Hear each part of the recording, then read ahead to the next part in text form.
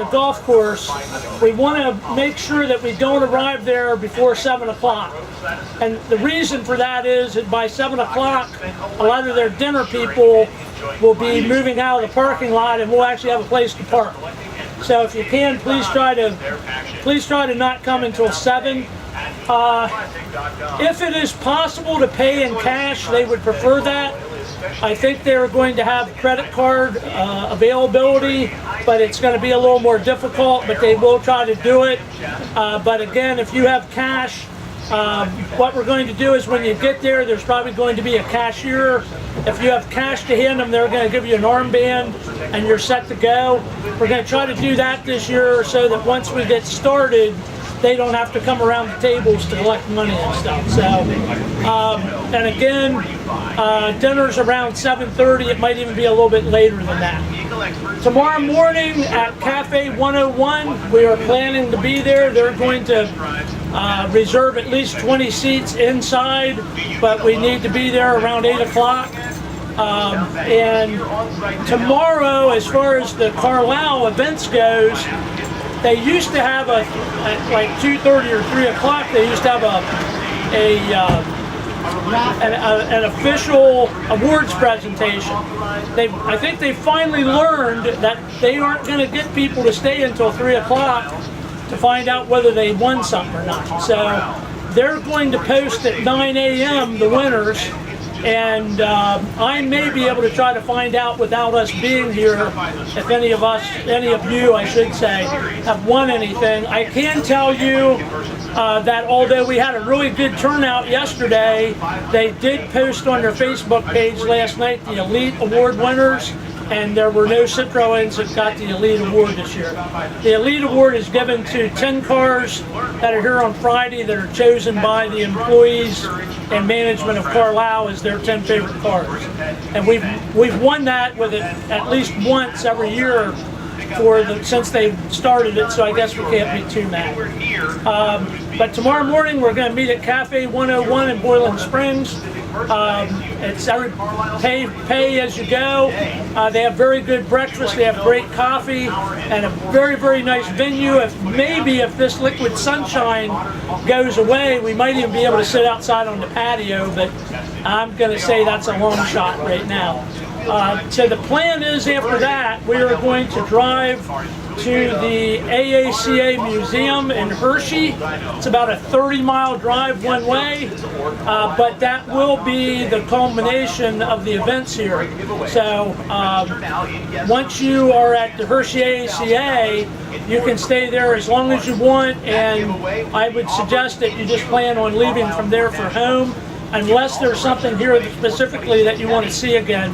But from experience, I can tell you that by noon or so, the majority of the vendors and stuff are gone.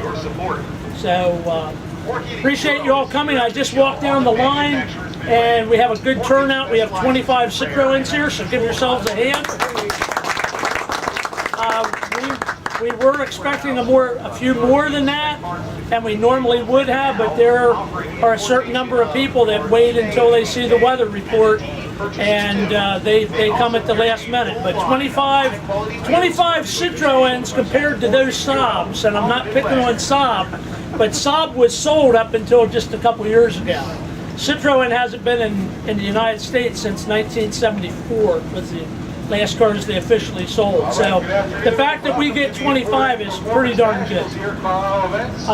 So anyhow, if anybody has any questions, I'll be doing the next seminar, and I'll be glad to answer any questions then. Right now, I don't really think I need to introduce him, but Dave Burham from Delancey, New York. We all know him as probably the mechanic for CITROENS on the East Coast of the United States, if not for the whole country. Dave is a huge supporter of everybody by what he does, and his knowledge of the cars and of the whole, everything to do with CITROEN is very, very good, and we appreciate him doing a seminar today. And he's a swell guy. Thank you very much, Dave. So I'm going to try to talk without the microphone, but if you can't hear, let me know and we'll fired up. Carlin at 3, Miss Carlisle at 4. And hopefully that will stop Rolling exhaust shortly. at 5, burnout at 7. What I'm going to talk about mostly is the changes that we've seen or in the world of Citroën since the 70s when they were imported here last. My understanding it's like is 40 they years still or are more. back on the track doing drifting. I started working at Carmichael Citroën in Albany, New York in 1977. So I never officially saw a brand new Citroën on a showroom floor. And at that time, which was like 4 or 5 years after the last imported Citroën. Lots of great activities still going on throughout the day today. Lots of great food and drinks. Beer gardens open right here by the main stage, so stick around. Great things happening. All right, so I got to use this. Yeah, that's much better. Much better. I got like 14 pages here. How am I going to do all this? Well, we want to see you juggle. Yeah. John will turn pages for you. I've always wanted to do that for a concert. Maybe I'll bring. I forgot my piano. Andrew, come on in under the tent. Make room under the tent. There's You a guys few can get a chairs rub over here side. too. We can Come on in, put that guys. stuff under the. Don't bite too much. Let me move it in. No, yeah, there's lots of space. The closer you are, the better you're going to be able to see. Yeah. So come on up. You okay? I wasn't putting this on. All right. My blocking. No, we're good. All right. So, you know, I never officially got to see a new Citroën on the showroom floor. I started working at Carmichael Citroën in 1977 in August, just after I got out of college. At that time, I think we saw about one Citroën a month coming into the shop. And one of the most interesting things at that point for me, because I didn't know much about Citroëns, was the cars that I saw at that time were much, much worse condition than the cars that are here right now. And if you think about that, those cars were only maybe 5 or 6 years old. So that would be the same as like a 2010 Honda, completely wore out, rusted out, junk car. So things have changed in that way a lot. So what we're going to go through next is some of the other things that we've seen change over the years.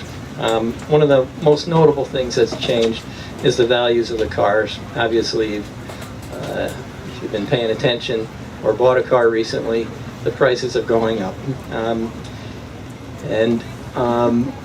We got some graphs here. Gabrielle helped a lot on this and spent a lot of time researching the prices of cars over the last 10, 20, 30 years. These graphs, as you can see, are pretty flat in the beginning.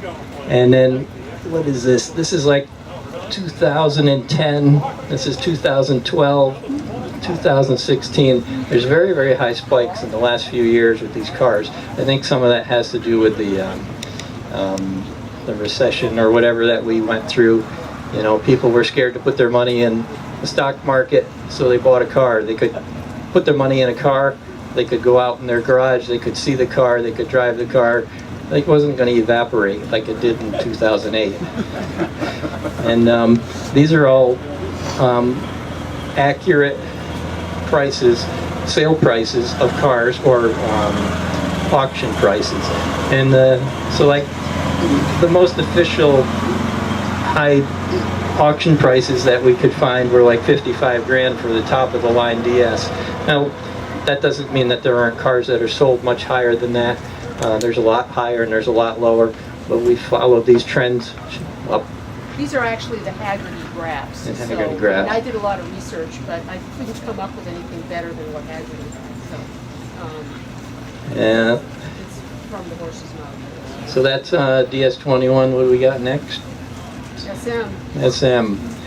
The huge spike in SMs over the last couple of years. You know, they were really totally flat, and then they really spiked high. I mean, in the beginning, they were down around well, top of the line SM was in the 30s, but this last Haggerty point is 103,000, I think, and we know of at least half a dozen cars that were sold between 100,000 and 200,000.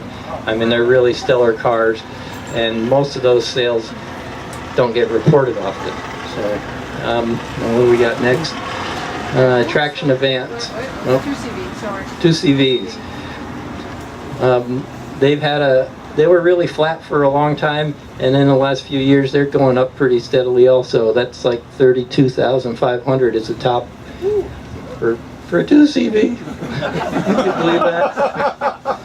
I mean, that's a third of the price of an SM. Not mine. I'm like, Eric is like, yeah. Thank you, Eric. And it's because of people like Eric and before him David Allen and other people that, But you know. for you, I'll make an exception. Okay? You can build a new one from scratch for less, can't you?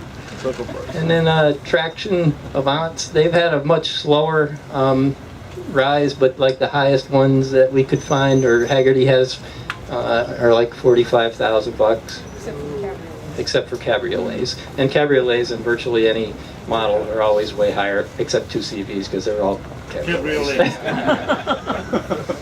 All right. Another thing that we have found over the years is a change in the customers. You wouldn't believe the difference in the customers now. Often our cars are not driven anymore. And this is a picture of our storage building. And this isn't just in the middle of winter. This is like, it could be in the spring or in the summer. Half the cars in there are owned by customers, are not mine, and they're just sitting there. They don't drive them anymore.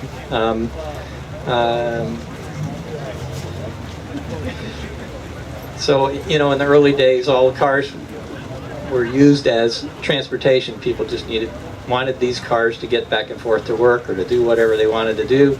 And the owners were working on their own cars, and it was a very, like in the 80s, it was a really, really bad time to own a Citroën because you couldn't get parts. Most of the new parts were drying up. There weren't too many shops out there working on the cars. Where Brad worked was one of the few that was trying to do a good job and actually restoring cars. So the times when owners would work on their own cars has kind of gone away. So what we see now is most owners don't do their own work, and I gotta follow my script here. In the old days, you know, we could often talk people through problems with their cars. If they had a problem, they'd call us up. We'd try to help them over the phone. That's getting harder and harder because the guys only that are buying the cars now, they know where to put the key in and where to put the gas in, and that's about it. And they don't even know what a screwdriver is half the time. But one thing that has changed also in regards to that is the owners have been going more and more towards being historically accurate with their restorations. They aren't worrying as much about just making the car super reliable. The car needs to be historically accurate because that's what's worth money, is making a real excellent restoration. We've seen a higher profile on Citroëns over the years. In the last 10 or 15 years especially, you see an awful lot of write-ups in the magazines like Hemmings and Sports and Exotic and all different magazines that, you know, in the old days they would say there were weird cars, obscure cars that went up and down, or they were cute. But now they're being appreciated for their mechanical creativity. And they're being so far outside the box, totally different than anything else here at this show. And that includes all the models of Citroëns that we like and that are mostly on the show field. So you can see that, you know, they really think there's a wow factor with these cars that you don't get with other cars. The other thing is things like the Mentalist. you know, using that really got the word out about D models, and you could probably see a spike in the sales of them and the prices of them when that show started on television. So all these changes over the years, how does it affect the owners of the cars? There's a lot more to consider when you have a car that's going up in value or being really appreciated. We're just the temporary caretaker of the cars. You know, we're not going to use it up, and then it's not going to end up in a junkyard. You're just holding on to it till the next person takes the car over. So you need to think through everything that you do on the car, because it's going to affect the future of these cars and of the, you know, whoever gets the car next. You know, one thing you need to really do is make sure you have your car insured properly, and it's very expensive to fix crash damage on these cars now. Body shops are very expensive, so I recommend that when people are insuring their car, go for the highest agreed value that you can get. Like if you have an SM and you have an agreed value of $10,000 on it, if you happen to have a little teeny weeny rear end collision and you whack both rear tail lights and both bumpers, your car will be totaled. It'll be perfectly drivable, but between brand new tail lights and the bumpers and a little bit of body work, it'll absolutely be totaled. The tail lights right now are over $2,000 a piece if you want new ones, and the bumper parts are in the back. They're all stainless steel. They can be fixed, but if they're bent enough, then they're like $1,000 a piece. That's just to straighten them and polish them up again. So if your car is not insured properly, and I'm talking about any one of them, 2CVs, anything, I would recommend after this you go get on the phone and call your insurance guy and raise it as high as you can get. Often the price to insure your car a little bit higher or a lot higher is not that much compared to the money you'll lose if the car gets whacked.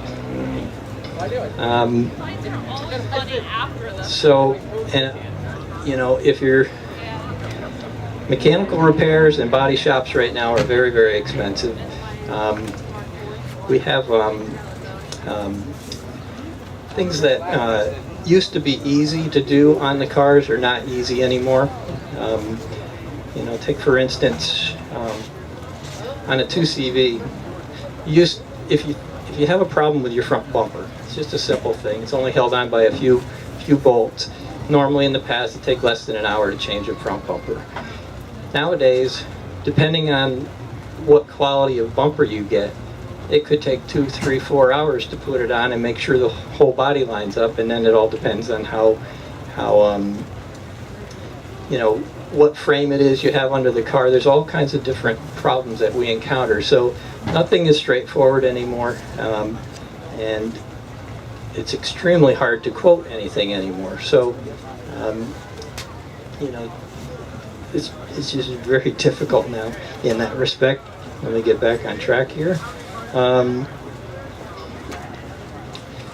because of that, it's very difficult to quote a whole restoration. Anything that we do can just get blown out of proportion very easily. If a car's been painted 2 or 3 times, you just never know what's under there. All right, next, as the cars go up in value, you definitely need to be careful storing your car. If you want to keep your car in great shape, you need to store it properly, and that means, try not to have the car in sunshine. Try to keep it dry, and try to also keep it, not in a super hot garage, but also try to keep it away from mice. That's a real problem. We see it often. We store a lot of cars, and we don't really have any mice problems, but we can't store them in an environmentally controlled building because it just would cost too much. But if you happen, let me just give a couple examples of what mice damage can do. I think Gabrielle's got a picture here of of a mouse nest in the back of a DS, rear seat. We see that a lot. We just had a car in the shop that wouldn't start. For the last couple of years, it was very difficult to start. But once we primed the carburetor, it would start up and run fine, and we could drive it all week, no problem at all. And then if you let it sit for 3 days, then it wouldn't start again. So we checked all the normal stuff, the fuel pump and the fuel filters and all that. What we ended up finding was, this is on a DS, in the right front corner of the car, in the trap section of the frame, there was a mouse nest. And they chewed a couple of little tiny pinholes through the nylon tube that the fuel goes through. So if the car sat for long enough, the fuel pump would not be able to pick up the fuel from the fuel tank. But if you started the car, priming the carburetor would start fine and run fine, just like nothing ever happened. And the holes were so small, it never leaked either. So normally you would think, oh, there's a hole in the fuel line, it's going to dump fuel out. But it didn't do that. That was kind of challenging to find. And we see that type of stuff all the time with mice damage. They like to chew wires, they like to chew things you would never think they would want to chew. What do you suggest to prevent that? For preventing mice, if you can, cats work. Some people have tried mothballs and that stuff. I don't like that. It smells really bad. We put occasionally dryer fabric sheets in the cars, and that seems to work pretty well, and they smell nice. I'll tell you what you do. You make a mouse trap. This is an awesome mouse trap. You get a 5-gallon bucket, a pop can, and a piece of wire, so spin. Put a piece of wood up, put peanut butter on it, and fill it with water or antifreeze. And get pet safe kind. They'll climb up, they'll jump in the can, they'll flip, go in the water. And seriously, I caught 20 mice last year. Like doing that. You don't have to reset it, you don't have to do anything. Well, there's lots of ways to kill mice, so thank you for that. It'll work. It's all over YouTube. So,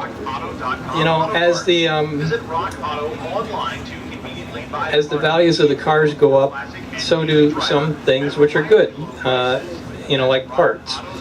If the cars become valuable, then it's much easier to get parts, because people will often, or shops or businesses will start making parts that were not available over the years. And there's lots and lots of companies doing that now for most all the models.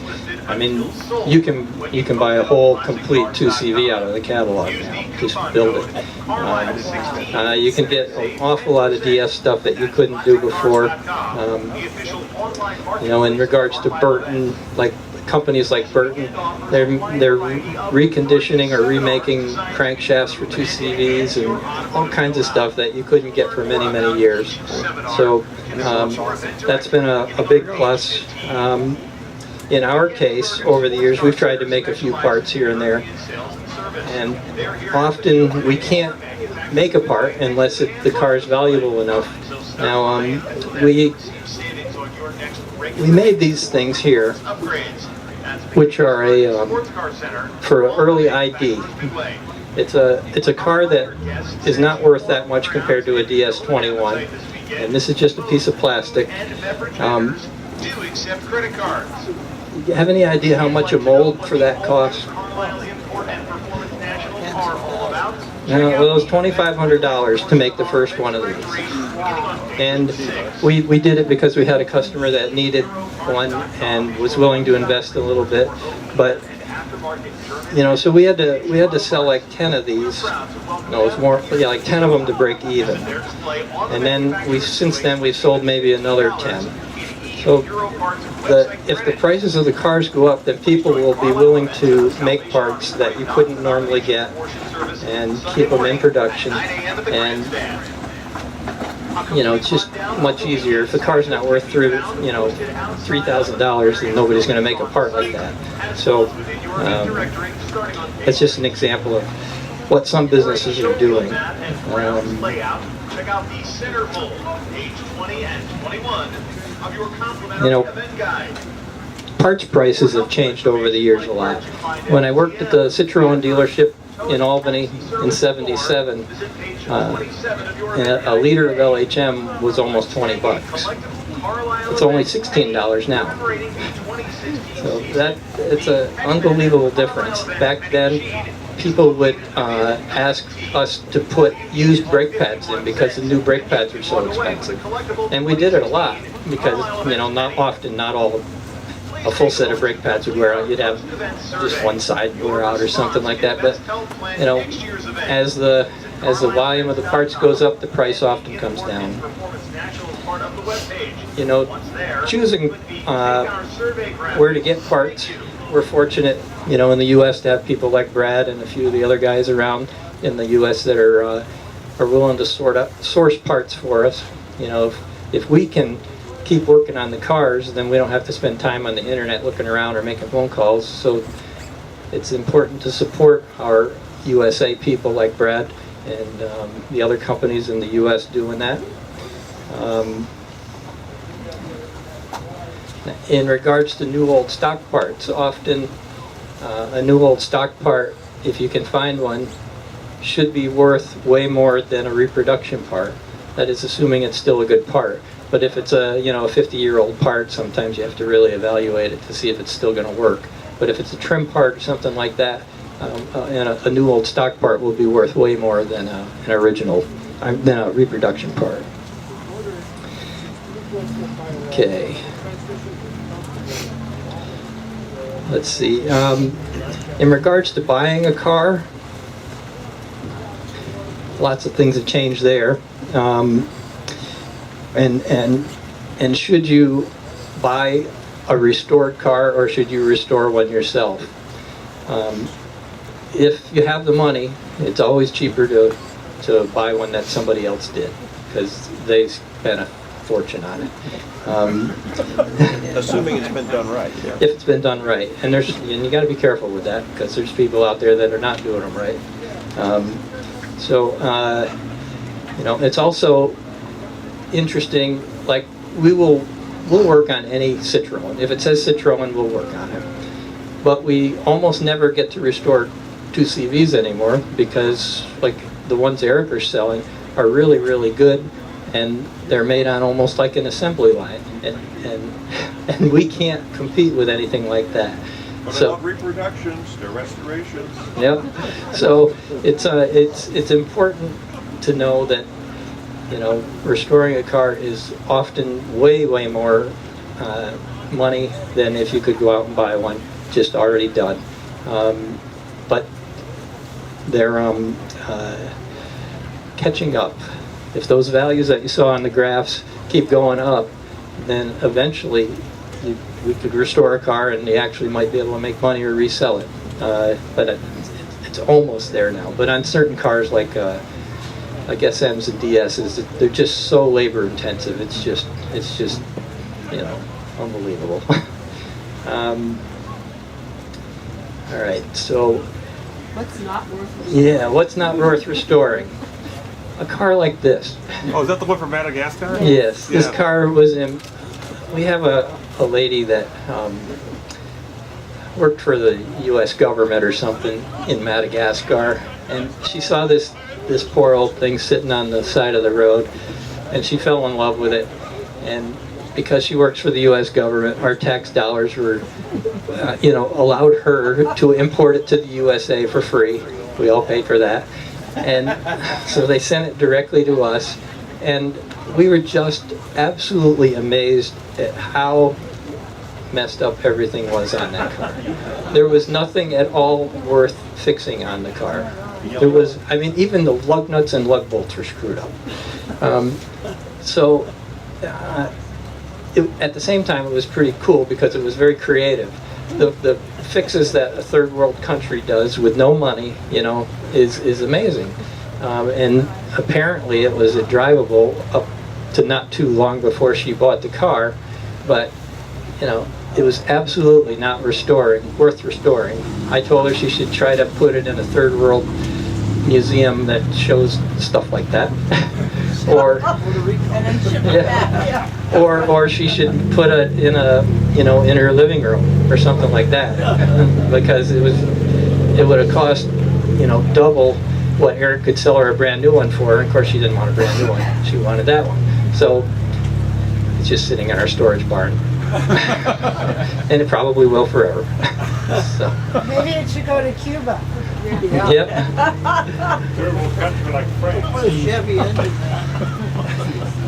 But on the other hand, like a Chevron convertible, this is the Hellman car that we did over the last 3 or 4 years. It's completely rotted out from one end to the other. That car is going to have a lot of money in it. It's actually finished now.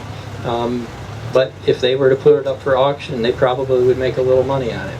And the amount of money that they spend on it is just overwhelmingly unbelievable. Even for me. Can you give a ballpark? I mean, like 200,000 or more or less? That's about it. Okay. Yep, maybe a little more. Yeah, but once again, where are you going to go get another one? Yep, you can.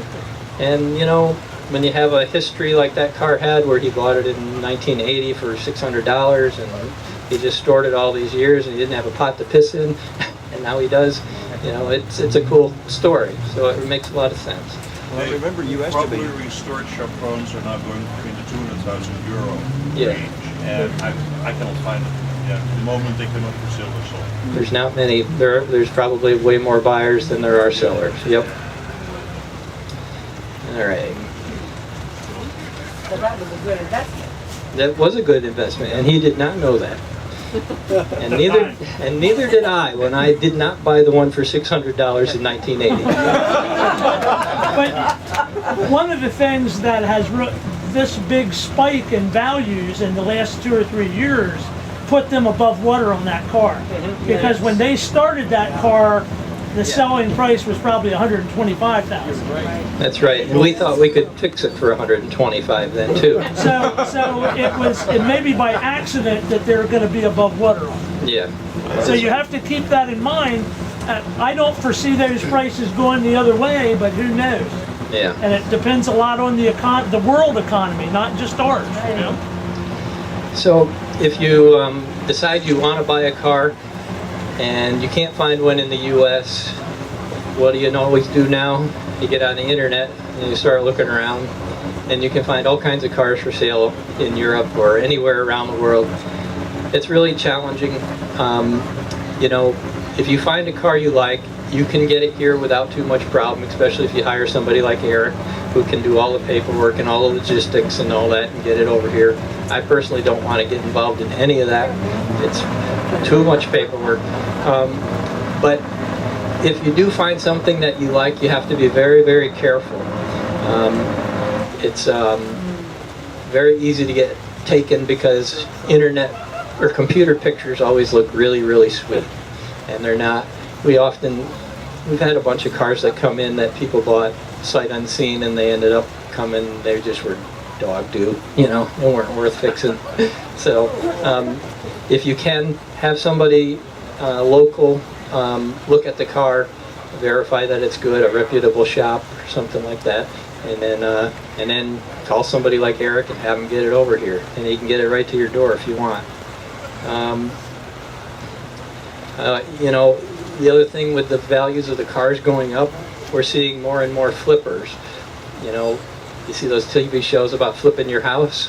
Well, now they're flipping cars, and there's a 62 convertible, 72 convertible on the internet right now that I'm sure is a car that's just being flipped because it's got a 62 serial number and everything else on it. It's late model, and it's really a screwed up car. And they're asking $130,000 for it, and it's definitely not worth but $40, maybe, something like that. Yeah, so you got to be very, very careful, know what you're getting, and the flippers, they're in it to make money, so you just need to make sure it's not a flipper, it's not to say that there's not shops out there that are doing that to make money that aren't. They could be selling very, very nice cars, but you just need to do your homework. Can I make a point? If you're looking at a car on the internet, make sure that they're listing the serial number, and they should actually have a picture of the serial number plate. And if you're unsure of it, contact Dave or Eric or somebody, or just post an email on one of the Yahoo groups and ask questions, because people on there have, I have a book that lists serial number ranges for every Model D ever made, and it can tell you, I can look up that serial number and say, this is what it was sold as. If it's being listed as something different, or if the pictures of it show equipment that it never had, that's a red flag. You just, if you don't have the information yourself, contact somebody that can get it for you and can do the research on it. Yeah. You got in trouble. As the prices of the cars go up, it makes it easier for shops like us to stay in business too. So we enjoy that. Let's see. I wanted to talk a little bit more about the change in clientele that we see. Let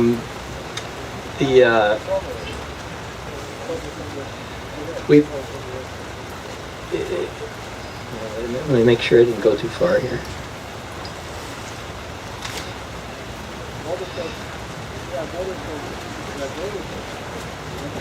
With the new type of clientele that we have, often have problems that you wouldn't think would happen with a normal car. Back in the day when everybody was driving their car every day, stuff worked pretty much until it wore out. You'd have a water pump wear out or something like that. But with the new clientele that we have, they drive the car once a month, maybe once every 6 months. When they go out to get in the car, half the stuff on the car doesn't work. Lights don't work, the battery's dead, there's puddles under it, often puddles under the car because they're not using the car and the seals get cold or dry or whatever, and they don't seal anymore and everything leaks out. And wonder why that happens. Well, the reason it happens is because they're not using the car. So of course, if it's an expensive car, you don't want to use it. So it's kind of a difficult, it's 22. I know none of you guys out that have all these beautiful cars, you don't want them out in the rain like this, but you're using it, so that's good. Let's see, we never have cars come in anymore for a tune-up, ever. I think it's been 10 years since we did a tune-up. We'll do a tune-up when we're doing the restoration, but other than that, the car just doesn't come in. There's no water pumps that we change, nothing like that. In the old, I know shops that fix regular cars, and they might work on 10 to 20 cars every day.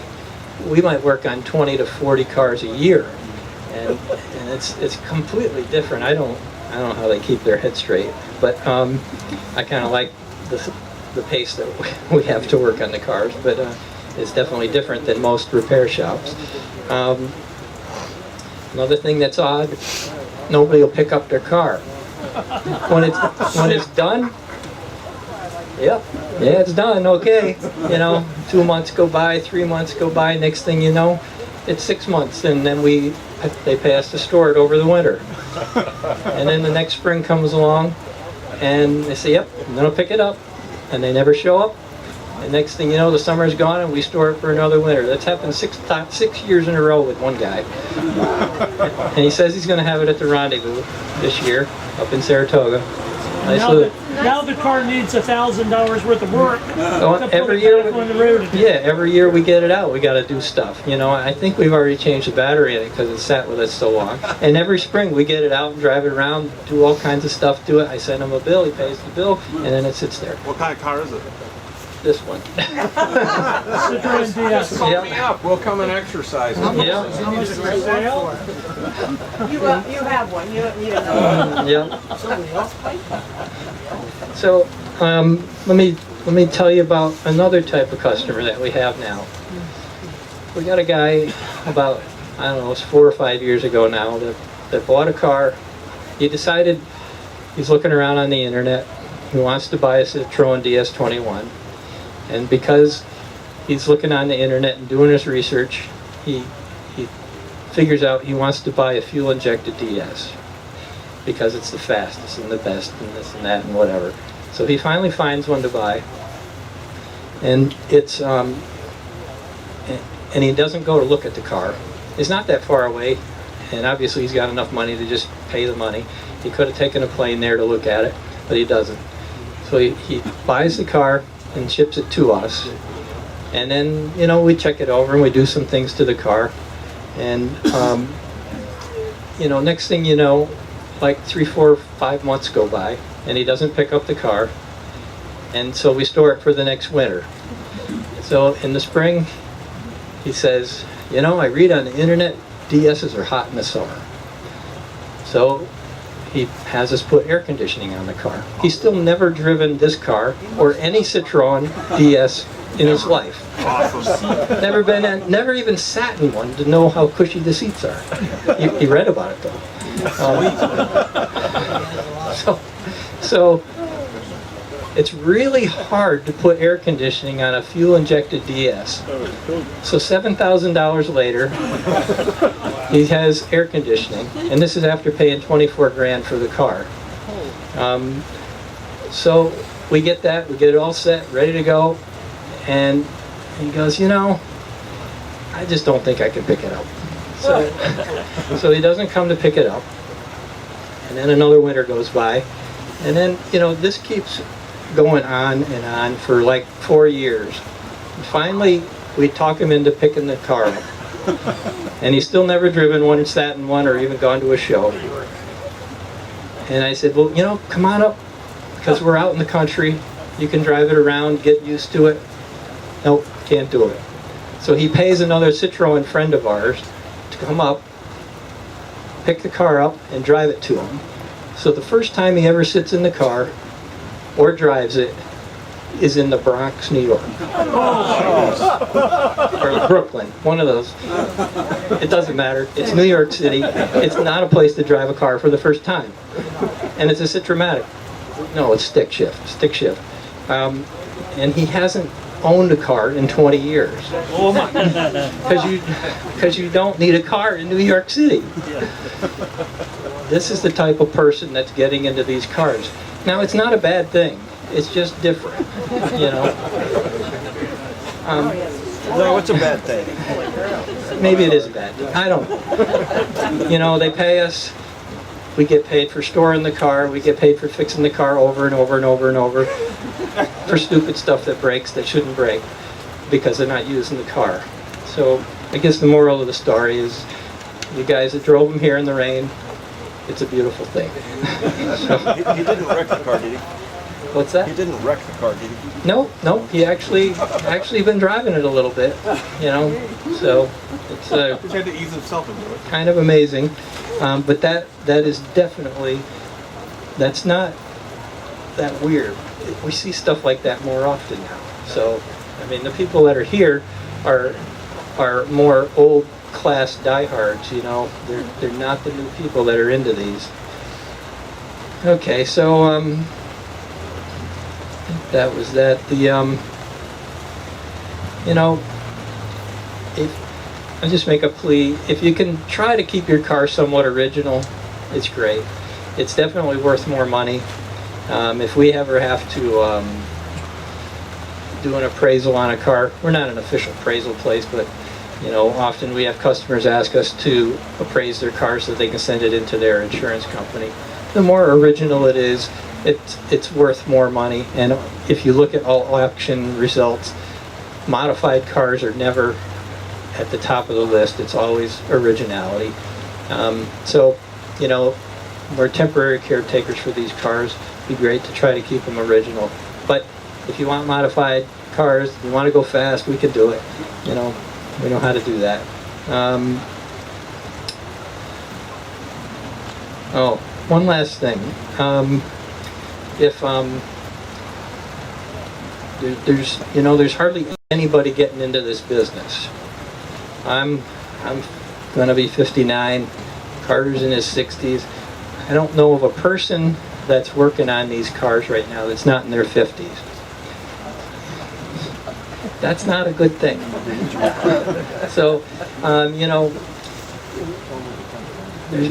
I can see one really big blowout sale about 10 years from now. All these cars up for sale, and that's going to make all these prices tank. I will be there. My previous buddy here has been saying that for a few years. He's waiting for us all to kick. Yep. What it's going to do is it's going to make these cars I go won't back need to to. Europe. It's so cheap. I'll drive. Because the market is still going to be in Europe. So, Right. so it's going to affect the market here, but it's not necessarily going to affect the market worldwide. Yeah. So it's not like you're going to lose everything overnight. No, no. You know, that's just kind of a joke, but I'm in pretty good health so far. Do you have any tech schools near you where you can go teach classes? I don't know. You know, over the years, I've hired, I think, 5 or 6 different people that came to work for me. And Citroëns are so different. I mean, one guy was an Audi mechanic, and he fixed Audis. He could fix Audi V8s, which were very technical cars, no problem. He came to work for me, and it was a year before I made a penny off of him. You know, so the training for a person that is already a mechanic is pretty long for Citroëns. You know, they're different in a lot of different ways, so it's just challenging to train people. You know, I was real lucky when Carter came along because he knew what he was doing, so that's not going to happen again, I don't think. So What happened to that mechanic? you know, he just finally decided he wanted to start his own business, and and he had a bad back, so he couldn't do a lot of the work anymore. And then my other helper, Rob, he started his own business, and we actually subbed some stuff out to him now, some rust repair, because I don't want to do that, so I can stay alive a little longer. So, I think that's about it. I want to really thank Gabrielle for helping me out on this, and Carter helped too. Any questions? Does anyone have an estimate of how many Citroëns are coming in to the States on a yearly basis? A vague idea? Eric might know better than that, because he's at the port every 3 days, right? A couple hundred a year. Really? How many leaving? And I ship them the other way as well. Hang on a second. I had a question over here. We're mixing that fuel up this year. We got the P&S. Well, that's an interesting part. He asked if we had to reverse engineer this.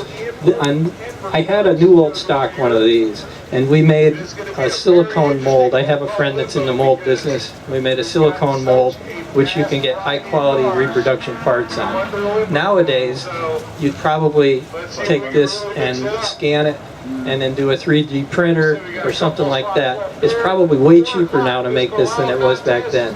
But that's like 8-10 years ago we made those, and that was done old school. So as you know, technology goes forward, prices often come down. Any other questions? What is that for? What's its function? It goes on the dashboard.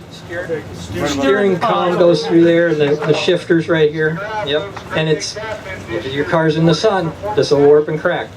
So keep your car out of the sun. So it was worth doing the mold for that. Yeah, in fact, we sold a bunch of them to Europe because nobody was making them in Europe. But still, I think we sold 20 of them total. I'm not going to retire on that, you know. In 1955, Which is a good thing, right? Yeah, that's right. Yep, keep me working my ass off. That's it. probably more plastic in the 1955 DS than in every other make car combined at the time. That's a perfect example of one of the early pieces of plastic that Citroën used, and they were in the front of the field with a lot of the technology, and plastic was one of them. And the nylon cooling fans, nobody had anything like that back in the 50s. Anything else? Maybe, is Brad, you doing your thing now? Or gonna take a break? I'll talk a little bit and we'll take a break. I'd like to know for next year, and possibly even I'm looking at how many copies of that parts quiz we have, and I'm thinking that maybe it should go to the rendezvous with me and see what kind of it. Do you guys like that? Do you not like it? Is it worth doing? I think we just about stumped everybody. I think Dave had the best score. That's what I understand. Rose can tell us about that, but is it something you guys like to do? Is it a diversion? We just need to see more A-series parts. Well, then somebody's got to give me some. I will donate some. There you go. Yes, just email me, let me know. All right, well, it's 1:47. We'll take a little bit of a break. There's actually, we'd have to take the screen down to get it, but there's ice water in there. I'm sure there's snacks on the table. It doesn't look like the weather is very conducive to going for a walk, but if anybody needs a bathroom break or anything, go for it, and around 2 o'clock we'll start the next seminar.